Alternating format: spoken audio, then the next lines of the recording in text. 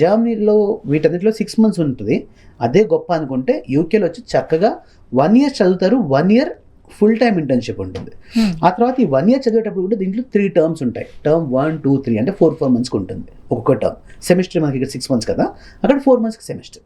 అయితే ఈ టైంలో ఏమవుతుందంటే ఈ అసైన్మెంట్స్ ఏవైతే చేసి సబ్మిట్ చేయాలో ఇక్కడ మన వాళ్ళు ఏంటంటే కొంత వాళ్ళకి వెళ్ళిన తర్వాత ఏమవుతుంది, ఇక్కడ ఆల్మోస్ట్ యూకేలో చదువు అంటే ఇట్స్ నాట్ ఈజీ. అంటే బేసిక్గా ఏంటంటే ఒక 15 నుంచి 20 లక్షల రూపాయలు ఖర్చు అవుతుంది యావరేజ్గా ఏ యూనివర్సిటీ తీసుకున్నా కూడా 2 years మాస్టర్స్కి. సో ఆల్రెడీ వీళ్ళకి ఏంటంటే ఫైనాన్షియల్గా వీళ్ళు ప్రిపేర్గా ఉండరు. ప్రిపేర్డ్ ఉండకుండా ఏమవుతుందంటే బేసిక్గా ఒక వెళ్ళిన తర్వాత ఫస్ట్ ఇండియా నుంచి ఒక 4 లక్షలు కట్టేసి వెళ్ళిపోదాం, అక్కడికి వెళ్ళాక మిగతా ఫీజు అక్కడే సంపాదించి అక్కడే కట్టేద్దాం అనే ఆలోచనతో ఆ ఆలోచనతో ఎప్పుడైతే చేస్తారో పాపం నిజంగా పాపం అది రాంగ్ స్టెప్. అక్కడ ఏమవుతుందంటే వాళ్ళు వెళ్ళేదాకా 20 hours per week అఫీషియల్గా చేయొచ్చు. దాని ద్వారా ఒక 1100 euros per month pounds per month వస్తుంది. అండ్ వీళ్ళ ఖర్చులకి ఎలాగో 500-600 pounds ఖర్చు అయిపోయాక కూడా ఇంకో 400-500 మిగులుతాయి.